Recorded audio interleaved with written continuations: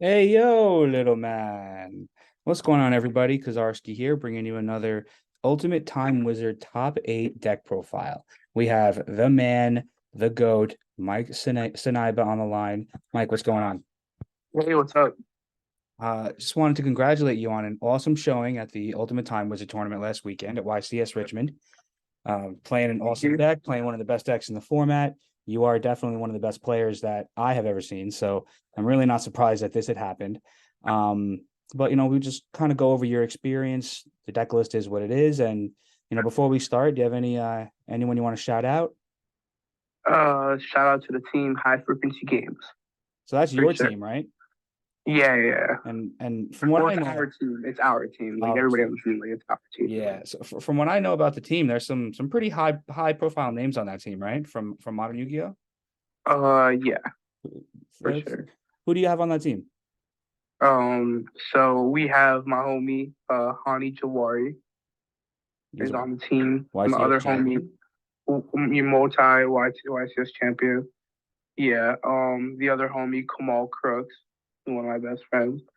None other than the world champ, Paulie Arnson, and the homie, Tommy Rowe. Yeah, that is a star-studded And team. Ruben as well. That's my little brother. Awesome. Yeah, that's some huge names. You got YCS champions, you got world champions. Just wanted to shout out the team, one of the best out there. Um, Appreciate it. Appreciate it. yeah, absolutely. So last weekend at Richmond, you played Black Wings. We're looking at the deck list here in front of us. I know that there was a funny story about how you came to play this deck for the tournament, right? Yeah, relatively, yeah, for sure. So what ended up happening? What made you decide to play Black Wings? Uh, Pretty much just what I had accessible to me, without having to get anything new. And yeah, that's really it. Yeah, I there were rumors floating around last weekend that you just found the cards in some boxes, put it together and rolled with it, right? Yeah, I went to a friend back home that plays Edison, showed up to, works at the local card store. He just gave me a few deck boxes, and out of everything that was there, Black Wings was really the only thing that was complete. Hmm. And I was just like, yeah, this works. Put it Yeah, together. I mean that's just amazing. Like I think that just shows, the strength of Black Wings, the strength of you as a player. Um, we're looking at the deck Thanks for list. listening. Looking at the deck list here, I mean it's pretty standard Blackwing deck.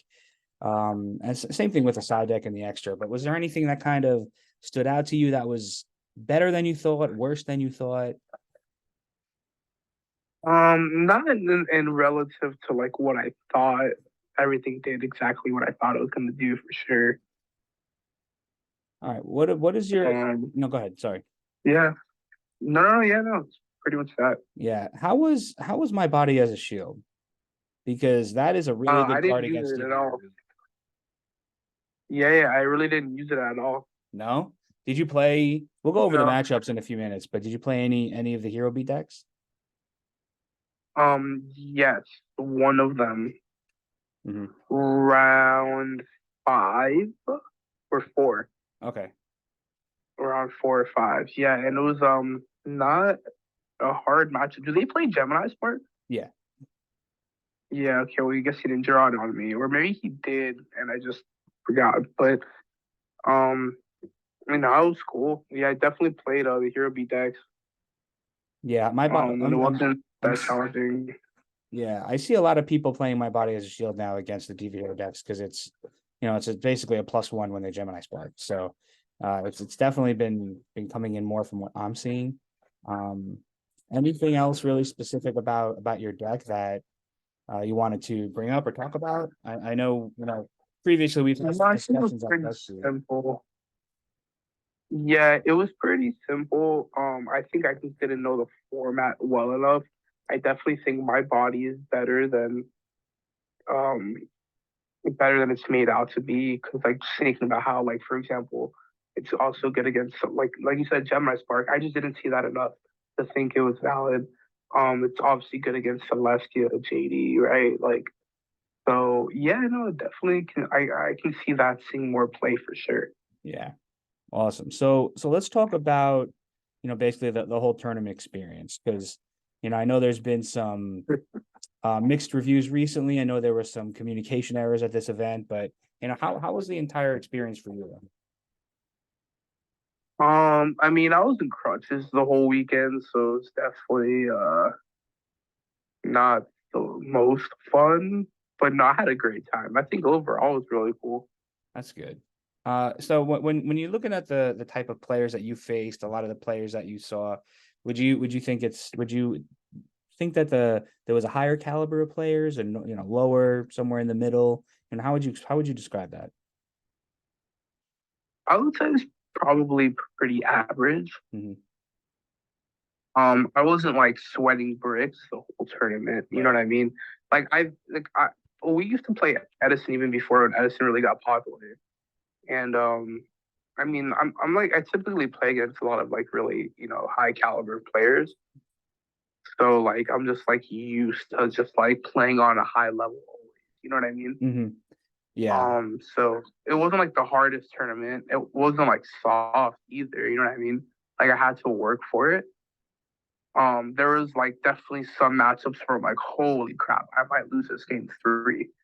I ended up going 6-0, losing the last round, and definitely round like five, round six were both matchups where I was like, damn, I might lose this. Like, you know what I mean? Hmm. It was like close. Like, I was definitely able to outplay some situations and like just make something of it. Like, the cool thing about Edison that's different than like other formats is like trap cards and trap cards. So you don't know what it is until it gets flipped over. And sometimes you can use that to your advantage. You can have a deadlock whirlwind, and just by setting it, they're going to start playing around certain cards, you know? Yeah, I think I've learned that So, aspect from Goat a lot, where if you don't have any kind of back row, then your opponent's just gonna summon everything they can and swing in. And I learned that a lot from Goat. Even if you have nothing and you have a spell card in your hand, you really got to set it to deter them from doing, everything they have to kill you. yeah, absolutely. After the weekend, I was really thinking, like, I don't know why more people aren't playing Giant Trunade. Really? How come? Uh, well, I mean, clearing back row is great, right? So, like, it plays around Starlight Road. Hmm. And you're usually, one thing we spoke about before was like you get an advantage in the battle phase, right? Like if my monsters can attack over your monsters, that's gaining me an advantage. So although Giant Shredding in theory is a -1, like if it allows me to resolve a good battle phase, I'm getting my advantage back, right? So not to mention you can go like Whirlwind, summon a thing, Giant Shroonade, to hit the Mirror Force or say whatever. But then you get your Whirlwinds back so it doesn't become susceptible to like them killing you, doing whatever, right? So then your next turn can go Whirlwind, and then summon again. Um, Plays around a lot of different things. Also, too, is like, if you heavy them, they're gonna chain their trap cards. Right? 'Cause the trap cards are gonna die. But if you trunate them, they may not change stuff because they're like, oh, I'm just gonna get it back. You know what I mean? Right. So, yeah, it definitely think it allows you to make a push. Yeah, I think that's a good I perspective. definitely can see that card being played more in the format. Yeah, it's not really played much at all right now, unless it's some type of combo deck. But yeah, And you can also bounce your own oppression too. If oh, you that's oppression that like two back row, you go like true A, bounce oppression, make your push, then flip oppression again. yeah, allows you to put in some big blizzard plays. Maybe drop a dark And if they flash. have decree, which decree is a very big problem, you go and if you have decree, they have decree, but you have Icarus or Solemn, then you can trunate, and then when they try to flip decree again, you can Icarus them. Oh, that's true. You think you're gonna try Tunade and Black Wings in the future? Yeah, I can see the whole meta playing trunate. To be honest with you, Yeah. Yeah, that's definitely something to think about and something I've never considered really at all. Um, but hopefully it works for you going forward. I would really love to see that. But let's talk about the matchups that you had. Do you remember them as much as possible? oh, I do. All Yeah, right, so let's I go through the believe so. tournament. So it was 7 rounds and then top eight. So if you can remember round one. Okay, so round one was the blow up the world deck. It's got storage no real Oh deck. yeah, I hate that deck. Favorite darkness. So the cool thing about that deck was, I think I mentioned this to you before, was the person who created that deck went to my locals in North Miami Beach, Florida. And when I was like 12 and first learned how to play Yu-Gi-Oh, it was like those were all the quote unquote pro players at the time. And they were like winning events and FCCs and all these cool things. So it was really cool to be on like that throwback aspect, you know? Oh yeah, that That's is it. having people winning tournaments that are at your local, like winning YCSs at your local, is only going to make yourself and the local around you better, hopefully. But that's a really good way to just to prepare and get better if you have that high caliber players at your local. So Yeah, it was really you won the so first yeah, that was round one. Yep. Round two was Christia Fairies. round. Was there any issues with that? And like the what? Did you have any issues with that matchup? It's not a match where I necessarily have issues, but you definitely have to be on your toes. You can't misplay. Right. And you want to pick your spot, right? Like you want them to herald you of Orange Light, 'cause that's like a +1. Like if you herald my monster that I added off Black Whirlwind, I just went +2 on you. So no, that's very good. You have very good trap cards against Christia, Bottomless Deep Prison. So no, I mean it was relatively just fine, Okay. All right, so now you're 2-0. What was the round 3? It was the mirror match. Okay. I got smoked game 1 and you were like double value. And then I ended up winning game 2 and 3. Drawing double value is rough. It definitely rough. All right, so 3-0. Round 4 was the hero beat. Okay. That was probably like my easiest match. Like 2-0'd him, game 2. Like he was drawing to like literally no cards in hand, no cards in field. And I'm just have like 2 back row whirlwind, like 2 monsters, like 3 cards in hand. Like you know what I mean? Mm-hmm. Yeah. Yeah. So you and I kind of talked about that matchup previously, right? That like Hero Beat is supposed to technically have a quote unquote good matchup against Blackwings. So, hearing you say that it was was an easy matchup for you. I mean, that's surprising in general, but not. I wonder how that match played out if they just, ran out of monsters or you were just way too far ahead, because that happens a lot too. I mean, Icarus Attack is an incredible card. Yeah, that's true. You have to play your stuff correctly. Like, you know what I mean too? Like, if they go Gemini Spark, like target my monster, and I chant Icarus, tribute the monster they targeted, and hit 2 other back row. Like, sure, you draw a card out Gemini Spark, but like, you just lost 4 cards to my 2. Like, you know what I mean? Mm-hmm. Yeah. Because you have to understand, like, Gemini Spark is not a +1, right? It's a 1-for-1 because you're losing 2 cards and gaining 1 back, but you're popping a card. So like, it's only plus when you Gemini Spark a card, you get off Stratos. And that deck was really only really good when the Shining came out. Yeah, that's a 2011 card. That's a throwback. And yeah, I mean the whole Hero Beat deck I think was adapted into Edison from I think now from 2011 because of how good the Shining was. I played it in 2011. that card's incredible. Yeah. All right, so now you beat Hero Beat, and the next round I think was against a pretty big name player, right? No. If you're talking about the Fraser round, no, that was round 6. Oh, okay. I thought that was round 5. All right, go ahead. Yeah, round 5, I played somebody else playing Fraser's deck, and it was just like I just didn't really know what to do because I didn't know what cards he could possibly have. So I just really had to like make my pushes by just like, picking my spots as for an arm wing into a tree worn frog, or like, it was definitely a tricky matchup. It wasn't hard, but it was definitely very tricky. And Deck Devi is very good against that matchup. Oh yeah, Deck Devi is fine MVP against that matchup. Kills pretty much everything except for a Monarch. Yeah. And like Stratos, but that doesn't really matter. But all right, so now you beat Hero Frog, and then we go against Fraser Smith. Yes. Which not cool. Yeah, very cool guy. Yeah, which shout out to Fraser and the I Am Nerd podcast and everything he does for the Edison community. I love watching his content. So shout out to him. But what was that matchup like? Was it?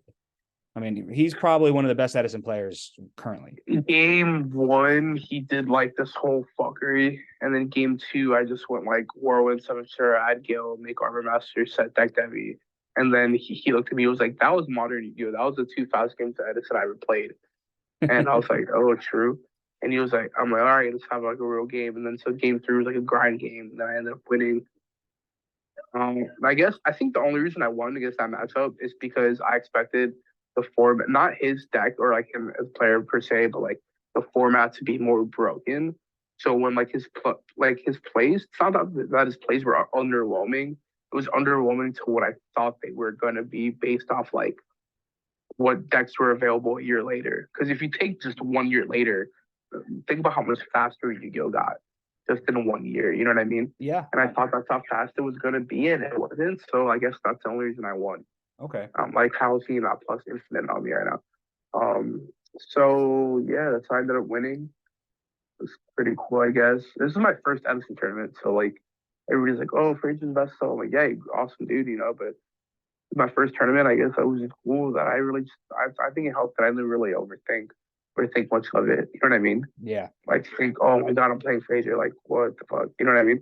He's actually just a mad cool guy, and like I was telling him before we even played, like um, he was a huge inspiration to me wanting to make a team and having quote unquote pro players and stuff because of how he used to do like when he won Atlanta with like some friends and like they all play the same deck list and stuff.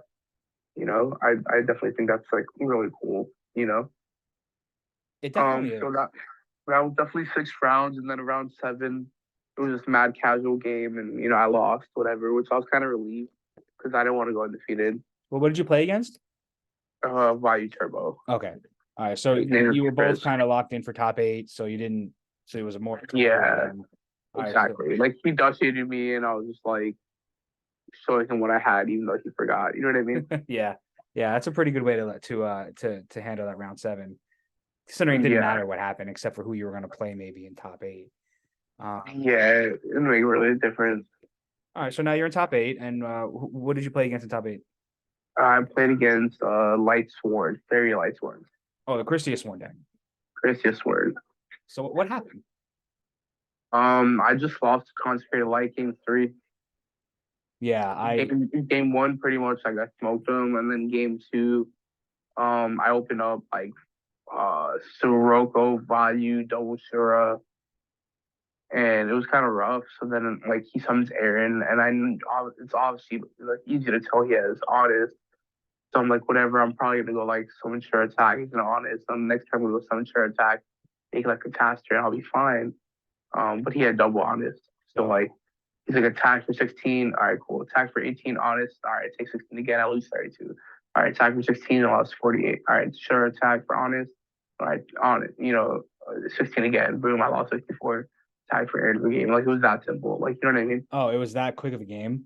Yeah. And then Wow. game three was the grind game. He goes consecrated light.